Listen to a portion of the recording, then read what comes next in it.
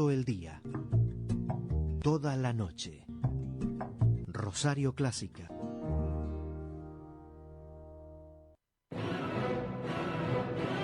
Sin prejuicios. Y solo dándole el verdadero valor a la buena música, los invitamos a latir junto a Radio Rosario Clásica. Hoy es el día.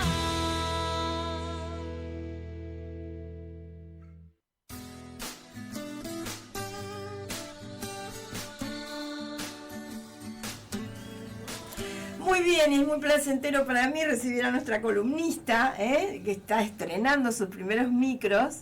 ¿Cómo estás? ¿Estás allí, Eugenia? Hola, ¿qué decís? 18... Hola.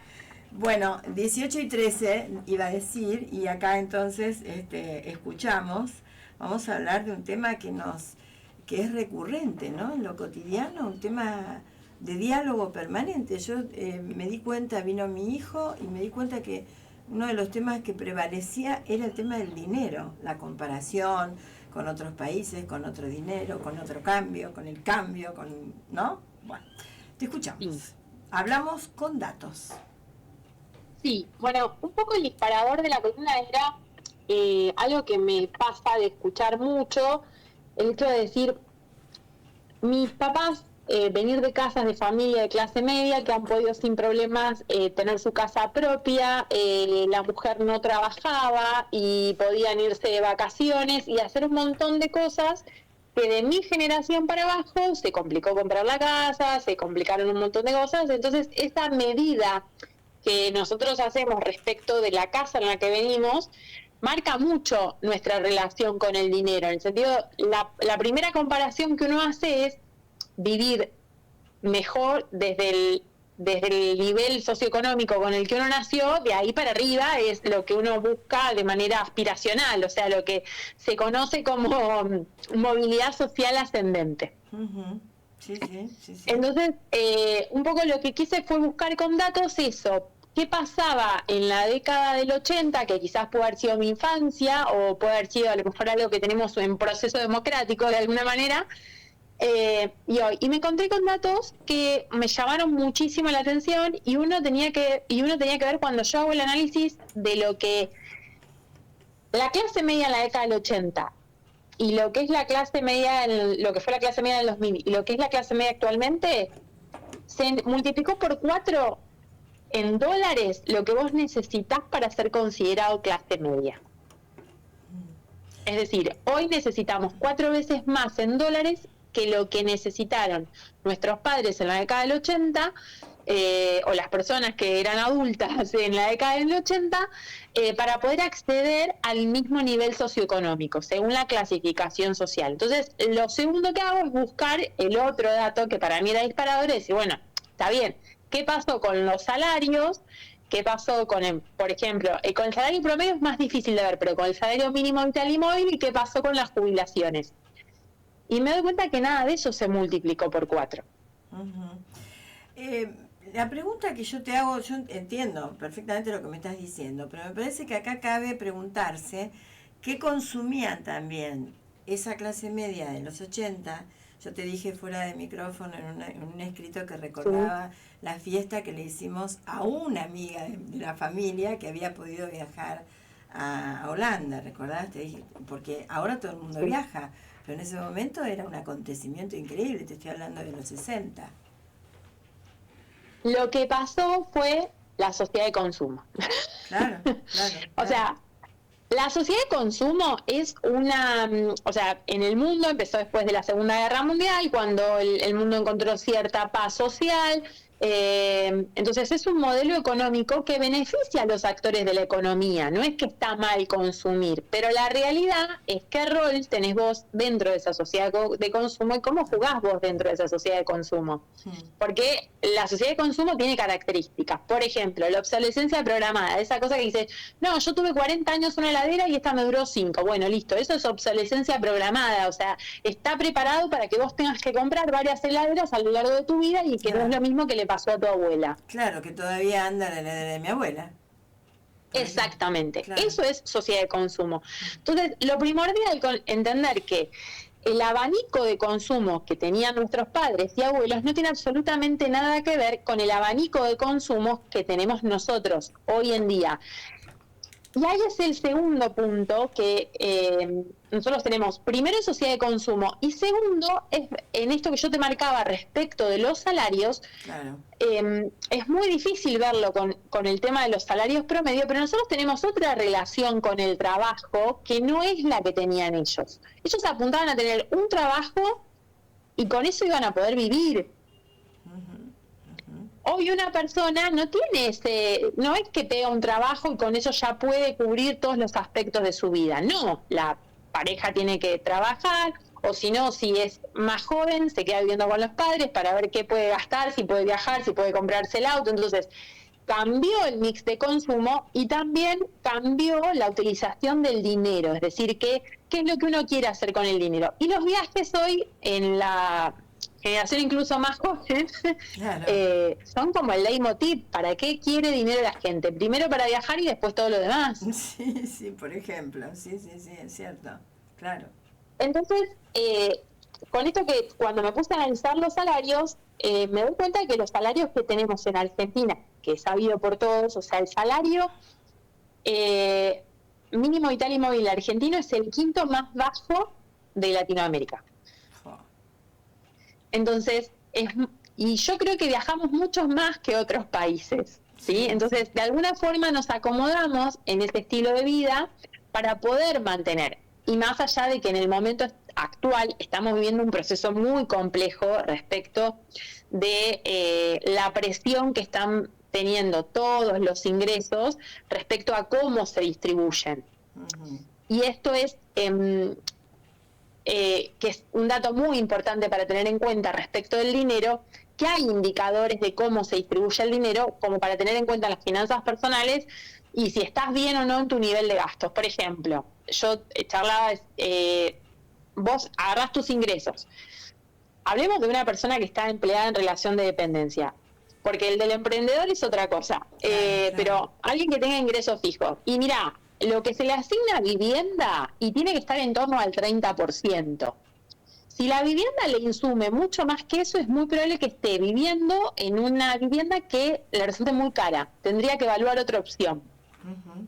Si lo vemos como recreación y un 10%, si significa que si tu pago de gastos de viajes te comprometen el 20% de los ingresos y te estás complicando financieramente. Entonces hay como un indicador con cada uno de los conceptos de cuál sería el porcentaje medianamente a tener en cuenta respecto de cada uno de los gastos para decir, bueno, yo tengo unas finanzas que están medianamente saludables y poder ahorrar algo. Claro. Obvio que no le digo a alguien que no llega que ahorre, me explico, pero en la ecuación de la distribución hay que considerar el ahorro de alguna manera. Claro. Y Vamos ahí te iba a preguntar, Nora, ¿vos te considerás dentro de los ahorradores o dentro de los gastadores? Yo me considero dentro de los que invierten, porque yo al tener una empresa estoy permanentemente invirtiendo, entonces no tengo capacidad de ahorro porque cuando tengo algo ahorrado lo invierto en mi empresa. Te respondo lo que es mi vida cotidiana, no tengo otra. Perfecto. O perfecto. viajo para ver a mi gente o invierto en mi empresa, que recién lo comentaba con amigos que nos están visitando, que entonces lo que parece muy sencillo es lo que hago permanentemente, que es tratar de crecer técnicamente. Si tengo una antena de 4 dipolos le puse 8, que es una cosa carísima y así, pero bueno, vamos a recordar a la audiencia que estoy hablando con María Eugenia Fernández, quien es contadora pública, experta en finanzas, agronegocios y comercio exterior, que no lo dije cuando te presenté, es importante que lo digamos, ¿sabes? A ver, entonces, ¿en qué categoría me pondrías debido a mi respuesta? Es que para poder invertir primero tuviste que ahorrar. Sí, claro, pero Básicamente. claro, pero sacrificando algunos ítems que son importantes, ¿no? De mi vida. Totalmente, porque, a ver, nosotros vivimos en un contexto de un país con muchas crisis económicas. Tenemos muy mala proyección de lo que van a ser nuestros retiros. Uh-huh. Entonces, en esa ecuación, una persona que no está ahorrando se está exponiendo a riesgos importantes, que no está ahorrando pudiendo, ¿sí? Porque otra cuenta es cuando vos no podés ahorrar y estás viviendo al límite de lo que vos podés. Entonces, alguien que no está ahorrando, y en tu caso yo te digo, primero hay que poder ahorrar para poder invertir, y si vos reinvertís en tu negocio significa que estás esperando un retorno, porque esa es la clave. La diferencia entre ahorrar y gastar es porque el que está gastando está buscando que gasta lo que le sobra, está buscando esa satisfacción inmediata, y el que está ahorrando está pudiendo postergar eso. Si en tu caso haces esa gran cosa que es invertir, es porque estás esperando un retorno. Y ahí voy a hacer una salvedad, porque en este país tenemos la cabeza como muy dolarizada. Comprar dólares no es invertir. Claro. Es atesorar en otra moneda que no es la que se imprime en tu país. Claro, Es así de simple. Soy un profesor que me marca esto. Comprar dólares no es invertir. Invertir implica un riesgo y buscar un retorno. Si yo voy, compro 100 dólares, tengo 100 dólares. Punto. Está bien. Después estaría esperando que el peso se devalúe, estaría en otra ecuación. Pero comprar dólares no es invertir. Es atesorar. Nada más. Bien, bien, Es un montón. bien, bien. Y la otra relación, hay gente que también invierte endeudándose, que no está mal. Pero hay otra relación que hay que tener muy en cuenta, y esto sí lo podemos hacer todos, y es tener en cuenta qué es lo que debemos en tarjetas de crédito. ¿Cuál es nuestra relación? Ingreso, deuda de tarjetas de crédito. No lo que pagamos por mes, sino todo lo que nos va a entrar. Y ahí voy a ser muy práctica en esto. Si cualquiera de nosotros agarra lo que nos va a entrar en las tarjetas de crédito en todas, dividido nuestros ingresos, y esta relación está por arriba de 2, se considera estás muy endeudado en tarjetas de crédito. Claro. No significa que sea una situación mala que no se pueda mejorar, quizás es algo eventual, pero tener siempre presente si vos estás en 2 meses, en 3 meses, en 4 meses, en 5 meses, más allá de la nominalidad de si debo 100.000, 200 o 300, tener presente esa relación con respecto a las deudas en tarjeta de crédito. Eso es lo que va a determinar si la vas a poder seguir usando o no. Claro. Sabes que mientras yo te escucho, y nosotros que nos creemos el ombligo del mundo siempre, me gustaría que alguna vez, ahora vas a redondear con tus conceptos, pero me parece interesante para que la gente ya vaya pensando en un próximo micro sobre economía. Me parece que también sería bueno, no sé si a vos te interesa el tema, pero hacer un estudio comparativo con otros países, ¿no? Porque nosotros siempre nos creemos que únicamente nosotros tenemos los problemas. Pero si vos te vas a vivir a España, la mayoría de la gente está pagando hoy de hipoteca o de alquileres, y te diría un porcentaje elevadísimo de las parejas, ¿eh? Así que sería bueno también, porque a nosotros eso nos está consumiendo también, el tema de alquileres, el tema de la vivienda se nos está llevando muchísima plata, ¿no? Exacta, esa relación del 30% que yo te hablo del 40% se rompió. Totalmente. Hoy muchísimos hogares están en el 50%, y si a eso le agregás las tarifas por servicios, el número puede ser más alto incluso. Claro. Y es importante esa comparación que vos mencionás, porque si nosotros comparásemos el valor de los servicios que nosotros tenemos, aún con los aumentos, está muy por debajo de lo que se paga en otros lugares por luz, por gas, por telefonía. Totalmente. Entonces, ahí sí hay una cuestión. Claro.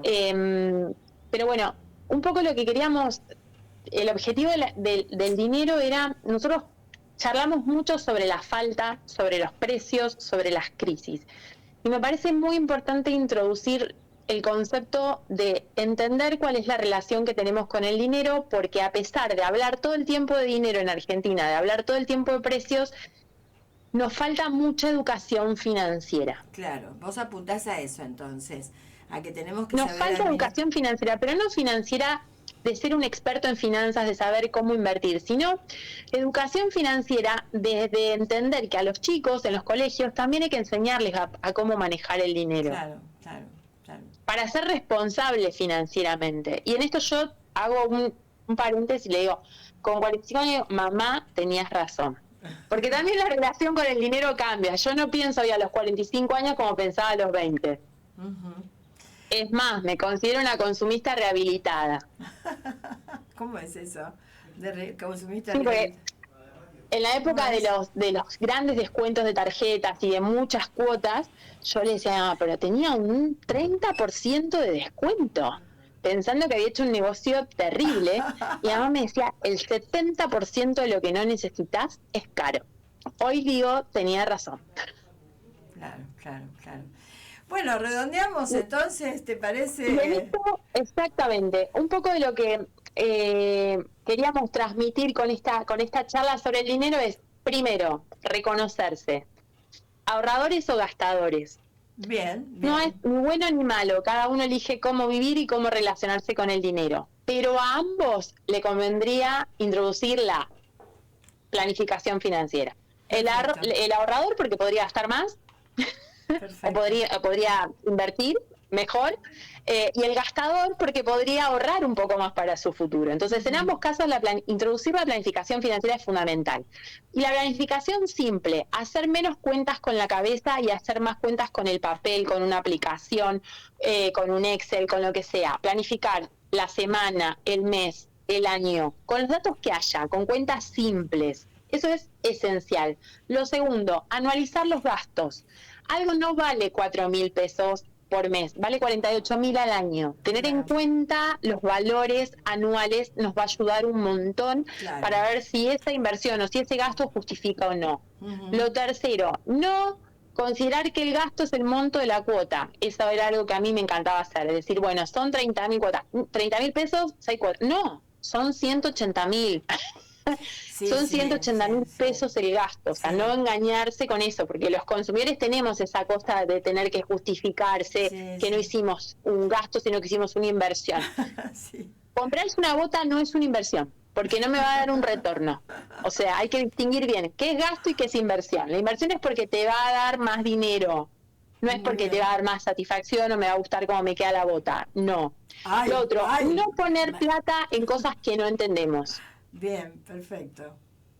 Criptos, eh, promesas de retornos siderales. No, señores, el dinero no es fácil de ganarlo. Si alguien te promete mucho retorno, te está mintiendo y es muy probable que corras el riesgo, porque conocí que fulano que cobró, no sabes en qué parte de esa telaraña estás y vos podés ser uno de los damnificados o que terminan no cobrando. Bien, bien. Medir el gasto en tiempo, que esto es lo último que quería decir.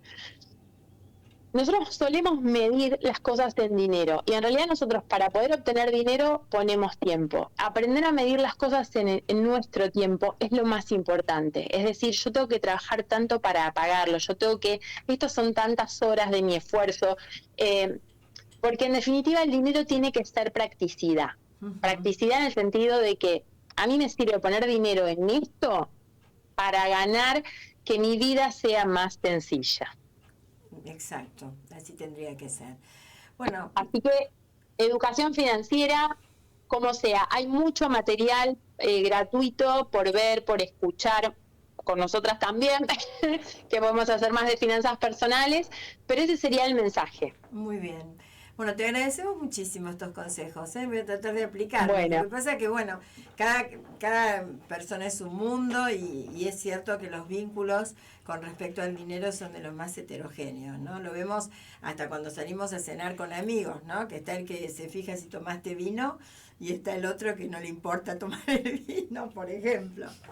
Bueno, muy se bien, ve muchachos. mucho de la persona con el dinero, Sí, muchísimo. el vínculo es importantísimo. Conoces a una persona también por el vínculo con el dinero, ¿no? Eh, Así que te agradecemos muchísimo tu intervención y pensamos para la semana que viene. Me gustaría un estudio comparativo de países, ¿no? sí, sí, Porque ya te digo, buenísimo. siempre nos creemos que los problemas los tenemos nosotros solos. Y a mí me parece que no, ¿eh? El mundo está bastante convulsionado y también financiera y económicamente. Muchísimas gracias, Tal María cual. Eugenia. Nos estamos Bueno, viendo. un abrazo. Gracias.